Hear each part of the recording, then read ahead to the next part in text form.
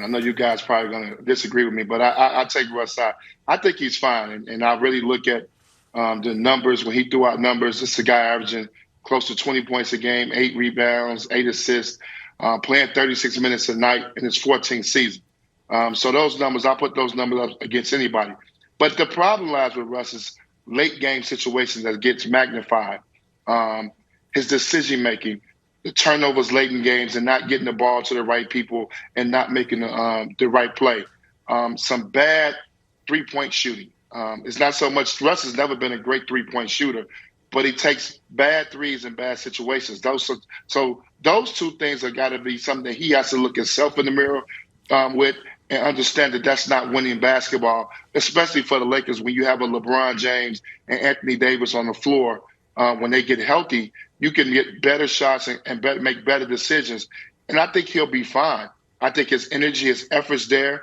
I think he comes in, he's playing every game. He's doing all the right things. I think he's put a lot of added pressure on himself being at home and wanting to have success. But it's tough for Russ because he doesn't shoot the three well. LeBron James championship teams have had spot-up three-point shooters that can make shots. Right. That's not Russ' game. So it's not a traditional fit for him, but his style can work. But Russ has to look himself in the mirror, I believe, on those couple of things. His decision-making late and obviously his bad three-point shooting. He can't take bad threes. Even if he has to force it to get to the bucket, he has to do a better job of that. But I think he's fine. You got to look at the numbers. He's not the reason they're 16 and 18. You guys know that. He's not the reason for that. No, but he's also not part of the solution right now, Antoine. And here's where I think Russ is mistaken. I don't think anybody cares about what his counting stats are. He has checked that box off his Hall of Fame resume 5 times over. He made averaging a triple-double passé almost because he did it with such regularity and seemingly such ease. But it also confirmed that aside from that first year he did it, the first year without KD where he carried a bad team and won the scoring title while doing it, that it didn't really translate to winning. And I understand that Thunder team didn't win a ton, but they won more than they otherwise would have, obviously. It was not a good roster. He carried them to the playoffs. But Broussard, here's where Russ has not been fine. His defense has been a travesty. And it's not everybody likes to say defense is effort. No, it's not. It's partially effort. But on this level, the highest level in the world, it's attention to detail, it's focus, it's understanding you're one of 5, like a shifting amoeba defensively, and you can't just freelance and go do your own thing. It will break your defense down like it did against the Nets on the Patty Mills 3. So his defense has been a disaster.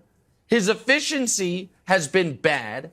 And his decision-making that Antoine's talking about, late in games in particular, has been the worst I've ever seen from him.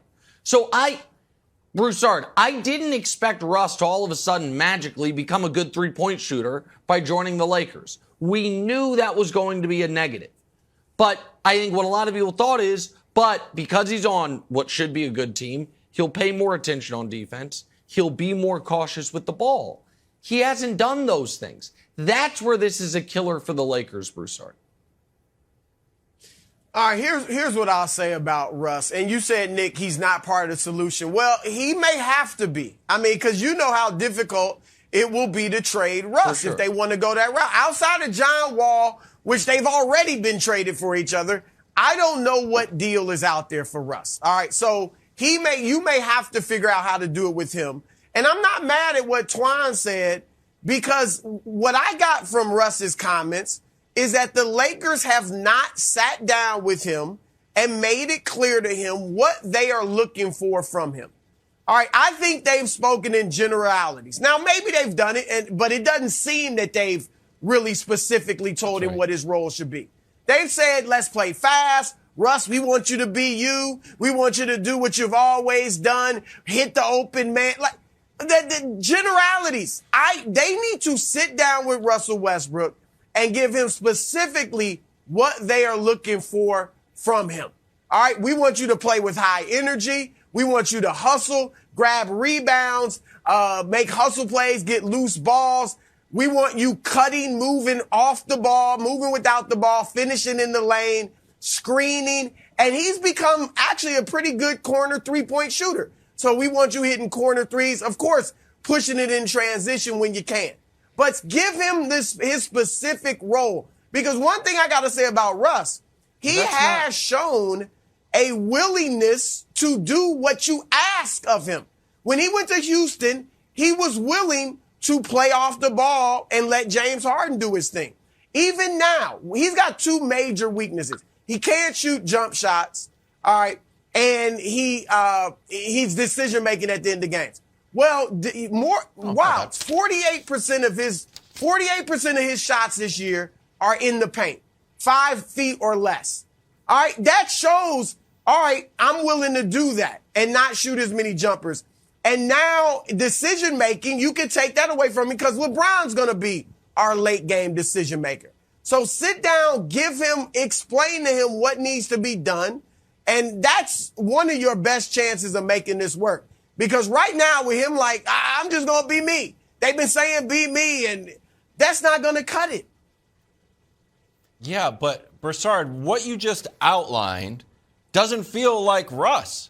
Like play great defense, crash the boards, push the ball, kind of defer to the other guys. It sounds like, oh, you really want Draymond Green on this team, but you got Russell Westbrook. So the kind of chorus, Antoine, has been let Russ be Russ. Do you think what Broussard described is within Russ's framework of how he plays the game?